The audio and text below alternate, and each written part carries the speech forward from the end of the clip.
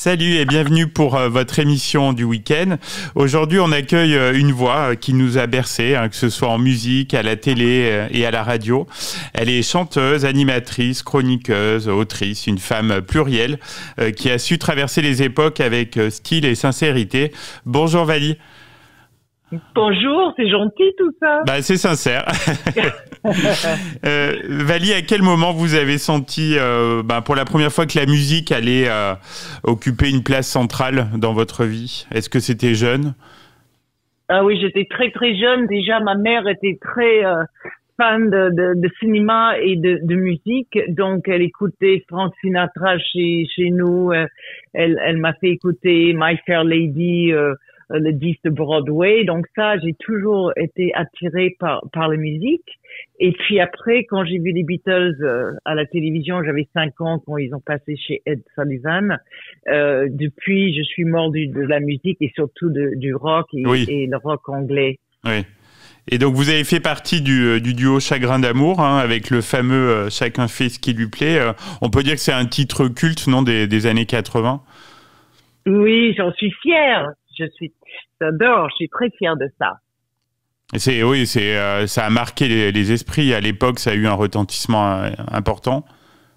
Oui, bien sûr. Et puis ça continue aujourd'hui. Quand je l'entends des fois, quand je suis au supermarché ou ailleurs, je me dis, c'est pas moi. Je dis, l'époque, ça me renvoie surtout à cette époque un peu folle des années 80.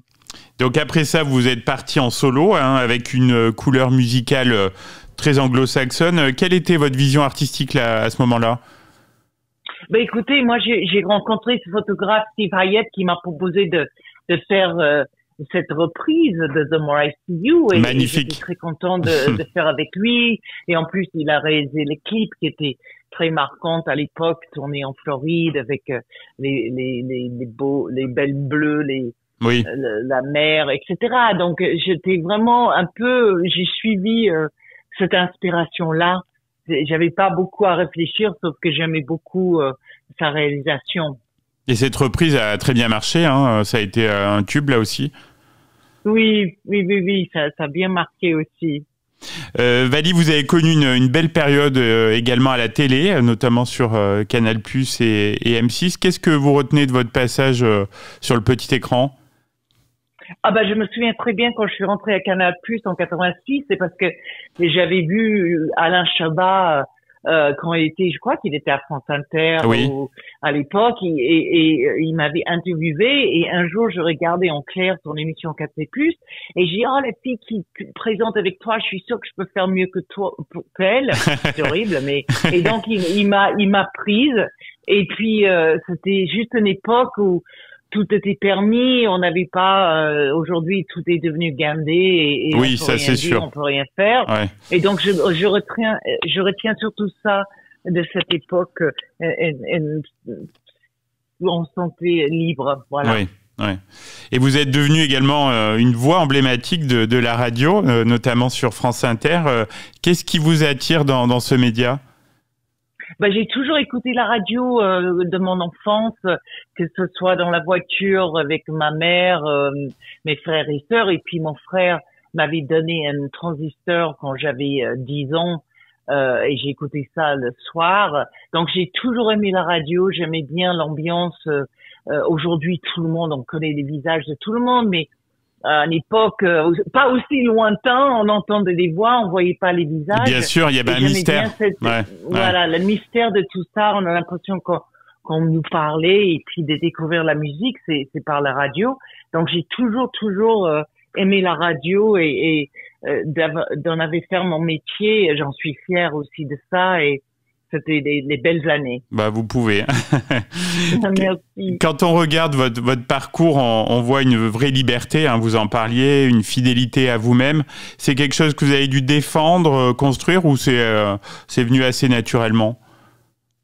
Non, c'est venu naturellement. C'est vrai que le fait que j'étais chanteuse de Chagrin d'amour, c'était plus facile qu'on répond au téléphone.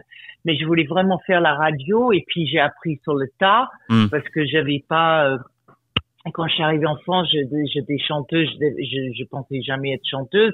Et puis du coup, quand j'étais à la radio, je savais ce que j'aimais, je savais que j'écoutais énormément la radio depuis mon enfance. Donc, je me suis un peu construite. Et puis, à fur et à mesure, voilà, ça devient une carrière. Parler de la musique, je pense qu'il n'y avait pas autant de femmes qui parlaient de la musique c'est vrai. que moi quand j'ai fait à la télé aussi sur Arte, dans Velvet Jungle et tout ça. Donc du coup, voilà, j'étais moi-même et puis ça avait l'air de marcher. Donc voilà.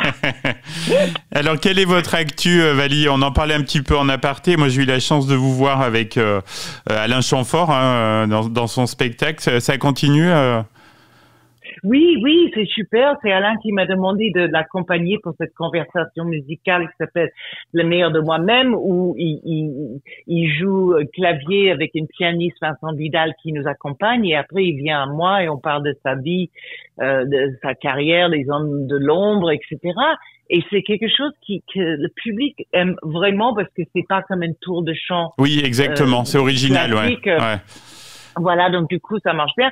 Là, on fait des dates en mai et après on reprend en septembre parce qu'Alain aussi il fait sa tournée pour son dernier album. Oui. Donc du coup, mais on a fait beaucoup de dates déjà, peut-être une 40aine de dates et puis ça va reprendre en septembre et on a déjà les dates en 2026. Donc on oui, d'accord. Ah oui, vous reviendrez peut-être en Auvergne alors du coup on va suivre.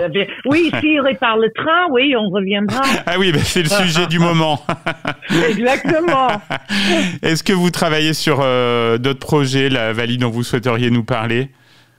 Non, c'est vraiment ça que je fais avec Alain. De temps en temps, je fais des voix. Hier, j'étais à France Culture pour parler de la musique anglaise par rapport à la musique, le rock français. Ah oui.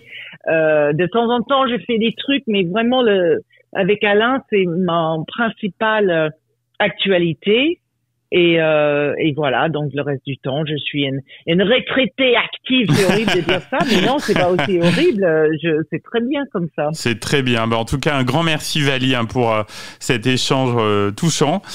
Dans cette émission, on aime bien les trajectoires qui vont pas tout droit et la vôtre nous inspire. Donc, un grand merci et à bientôt sur Logos FM. À bientôt. Merci beaucoup.